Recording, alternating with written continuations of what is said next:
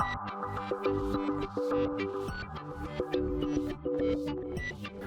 and welcome to my PlayHouse. And today we're in the data center because we're gonna be talking about data center stuff, weirdly enough. Right now power is very expensive here in Europe and especially here in Denmark. It's a good idea to consolidate things into less devices. Like I only have a few servers on right now. I have my 24/7 server and I have a NAS up there on. I could probably consolidate even more, but as long as I don't expand to more devices, I think I'm good. So to be able to run more stuff without expanding to more devices, you virtualize stuff, and virtualizing stuff, it's pretty much like you install an operating system and then you have multiple applications on that operating system. Like you can have your drawing program, your editing program, your games, and you can kind of play a game and then you can go and do a drawing, and it's kind of, you don't need a dedicated PC for every single thing that you want to do on your computer, which is awesome. And nowadays they can even multitask. It wasn't always like that. Back in the day when we were running DOS and the early Windows versions, well, you started one program and then you were doing that program, and then you had to go over to the next program and that program would stop. It wouldn't do anything in the background. But nowadays you work on one thing and then, oh, let that work, and then you work on something else and it's all good. And the same thing goes with servers. You can install a server and you can have multiple programs on that server, like a Windows server, and you can have multiple programs that would run on a server. I wouldn't call it fine, but yeah, it would work. It becomes a hell of a mess when you want to upgrade that server. If you have 10 applications running on your server and you need to take the server down for maintenance, or let's just admit it, regularly there is Windows patches that needs a reboot, then you have 10, maybe not 10 mission critical applications that needs to be down, but some of them might be and some of them might not care a lot. But at some point someone came up with the idea of making virtual machines. Instead of having a server operating system with a lot of applications on them, we made a new server for every application that was needed. You had like a physical host, and on that host there would be multiple virtual operating systems, virtual machines, and in that way every application got its own machine, and it was not it didn't have to rely on other applications that were running on the same server. They had Easter server, which gave new problems, like then suddenly instead of one server that needed Windows patching, well, you had 10 servers that needed Windows patching. And let's just admit it that Microsoft caught up with this, and now and they would kind of like you to license all of those machines ish, which is becomes expensive. So a new thing rose from the ashes, and that was container virtualization. It's kind of a step back where you have one operating system and then you have multiple applications running on that operating system. But in this instance, you contain all the applications in its own container on that operating system, so that they don't intervene or don't mix, or they're not relying on each other. You can have 10 applications running in containers and they don't even have to see each other. You can though also do so that they can work together, but never mind. So now we are running virtual applications instead of virtual machines, which is a nice way to get around the licensing, because now you only have one machine, and often they run on something that doesn't need a license, so that is also a benefit. And I actually run both. On my 24/7 server here, I run virtual machines, and up here on the unnamed NAS that I don't brag about because I'm still pissed at them, I run applications in containers under Docker. Today I want to make one of these Docker containers because I was notified in a previous video where I was installing Unifi video controller in a Docker container that Unifi had stopped making that, and it was now called Unifi Protect. And okay, I'm way behind. So yeah, I think it's time to go and create a new container and put Unifi Protect on there. See if I can see my cameras. I'm going to be using it for my camera surveillance. So that was a long rant. Let's move into the computer and see if if we can do this. So here we are at the computer in the living room. It's been a while since we've been here, so let's switch to the screen. See me in the corner and the NAS. It's a little bit confusing, but that's the NAS screen, and the other thing is my desktop in the background. But yeah, we have the NAS, and on the NAS I have Docker running. There is Docker, and I have some containers. I have some Home Assistant running. I have my PlayHouse Unifi controller to control the networking of Ubiquiti network switches and what do you call them, Wi-Fi access points and stuff. Then we have some MQTT, which it's an add-on to Home Assistant. I never figured that out, never mind. Then we have Unifi Video controller down here, and that is the device that I want to renew. So instead of the Unifi Video controller, it's going to be the Unifi Protect. I don't know if they call it controller, but instead of that, the other one. So let's see if we can do that. I've been cheating, and I've seen what other people have been doing. So I see this is a file station, and under Docker here I have different folders for the different things here. And if we go up to the top one, you can see that the Unifi Video controller is not owned by anyone. You can add stuff here, so I have added privileges and ownership. I can see that when I made this, I changed it so that no one owns this. I am not sure if that is necessary, but I did see in a video that they did the same thing. So I'm gonna create a new folder here. So under here we're gonna create a new folder. There, and we're gonna call it Unifi Protect. Unifi Protect. Good. And we're gonna go in there, and we're gonna create a folder for the database. I think I wanna use small letters here. Database. Okay, makes it easier. And right now I am logged in as administrator. I don't think we can change it to not being administrator. Options. Options. We can't get to that nobody from the interface, so I think we need to go into SSH to be able to do that. So first, to SSH into the Synology NAS here, we need to make sure that SSH is enabled. So control panel and terminal thing and enable SSH, and it's on port 22. That is good to go. So I have Putty installed on my machine here, so we're gonna use that. I'm sure there's other way better. Everybody has their preferences. This one is installed. It's easy for me to get started with. So that's the IP number of my NAS and open Sesame. And it starts on the other screen. Sorry about that. So login as. You really need to be root, but you can't start out being root, so we have to start out being admin. Admin, and the password for the admin.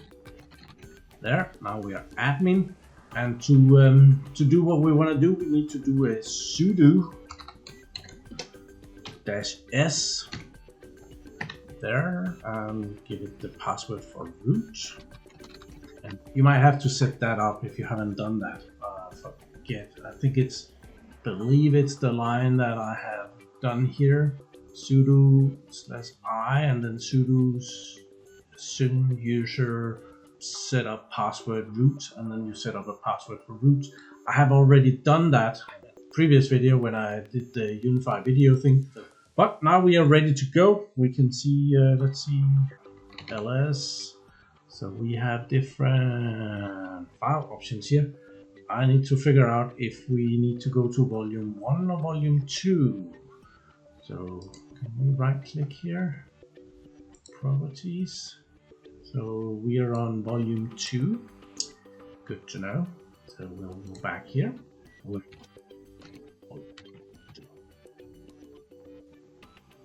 There.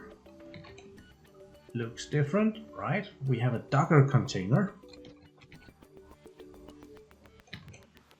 there, and we have our directories, and we have the Unifi Protect. So now we are in the right container for what we're going to be doing next. So we actually have the option of doing an ls and getting some more parameters. LTR there, and we can see that this is owned by nobody, and we have a secret directory there that is owned by root. I can't even see that, so it's very secret. We have the Unifi Protect, and that's owned by admin, and that is what we're gonna be changing that. So to do that, we need another command. I'll just type it.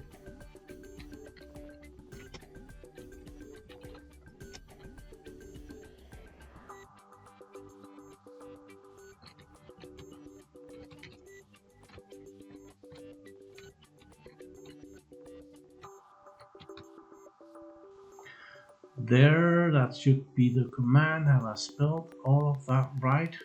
If I haven't, we will know in just a second when I press enter. I did not complain. So we'll do that again, and we'll change a little bit because we have the database directory underneath that. So that was 013. I haven't got the faintest clue what this is all about, so do let me know in the comments below what I am doing here.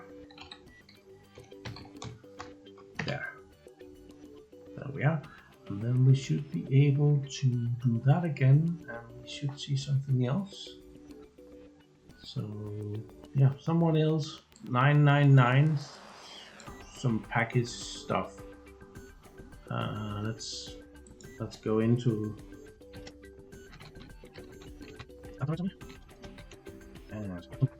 we have definitely changed the ownership of the directories. So let's see what happens over here if we refresh. Yeah, something changed there. So 999, go in there, it's 333. So okay, the information is available in here. We just can't. I haven't figured out how to change it from in the interface. Never mind. Let's go into Docker. We need to find the Docker container program that we're putting on here. We do that under registry. So we need to find it here. Unifi.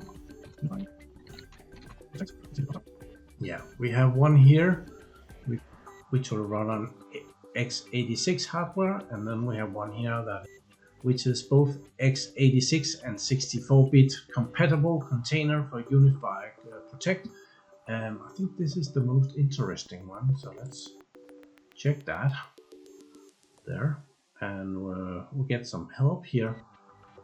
I think I changed my mind, because if we look at this one updated 3 years ago, but if we look at this one,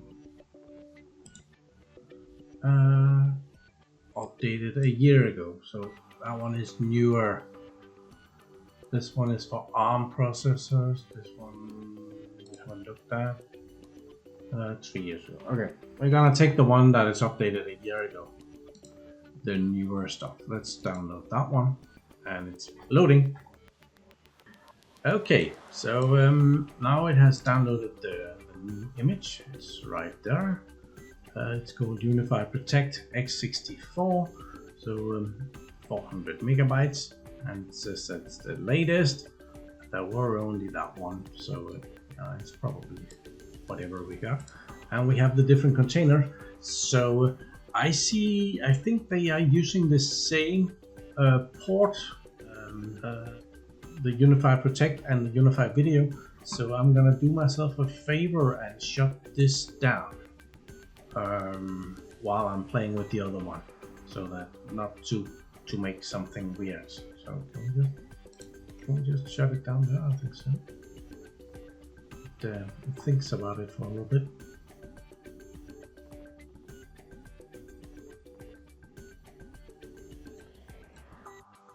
Okay, so it stopped. So now we can install the new one. which we have the image for. And well, you can install it from here, pick it there, and you can launch it, and you can set most of the settings. But you can also run it from SSH, and the command is this. I'll do you the favor of putting it in the description if I remember.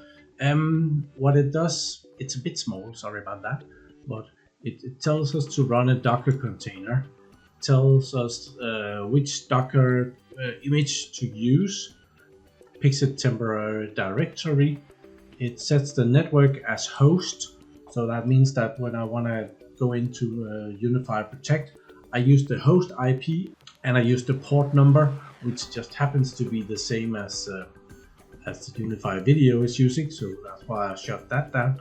Then it sets some directories here. It does something with the Postgres SQL database here, and then for the main program here.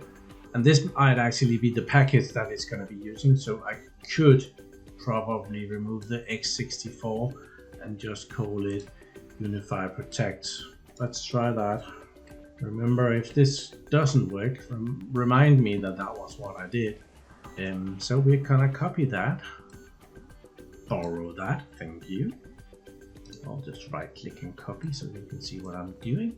Move that over here, and then we're gonna take our SSH, which is still active, and we're gonna, alright, oh, that wasn't it.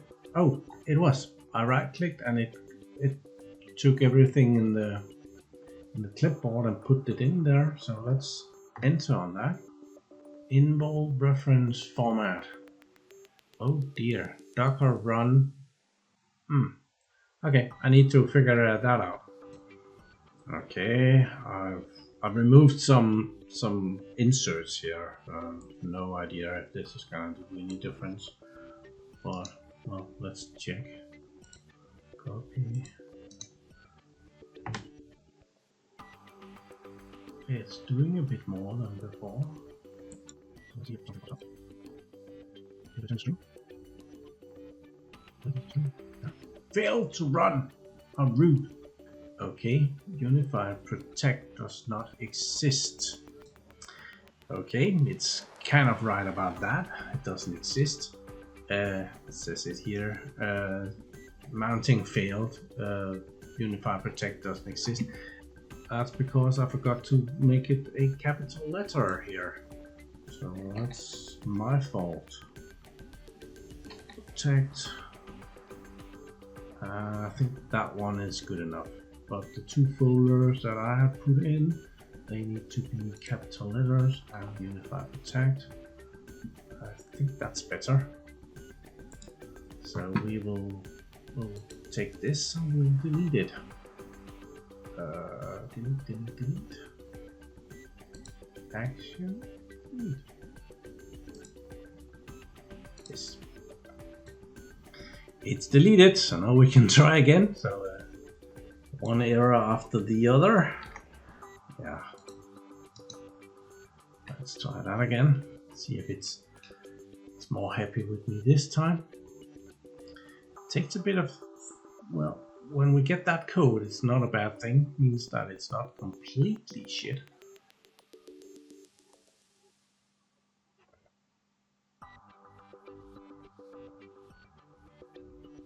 There, Unifi Protect. It's stopped. It's the latest. So there is one more thing that I want to do here. If the power goes and the Synology NAS reboots, I would like this Unifi Protect to actually come up again. So we can do that in here. There, enable auto start. We're gonna save that. Let's try and turn this on, see if it will run.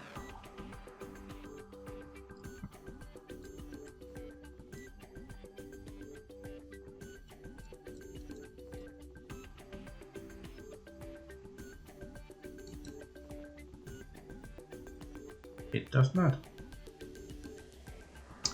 Okay, this is a terrible example because I have been trying everything for the last hour to try to get this up and running. Nothing has helped, so I think I'm gonna throw in the towel, wave the white flag, and just announce that Unifi Protect does not work on Synology NAS at the moment. If I'm wrong and you have Unifi Protect running on your Synology NAS, do let me know. I think I've installed this like at least 10 times in different ways, on different directories, calling it different stuff, and I have put in the x64, tried that as well, didn't work. So we're gonna shut this off, and then we're gonna delete it, and we're gonna go back to our Unifi video, which is working.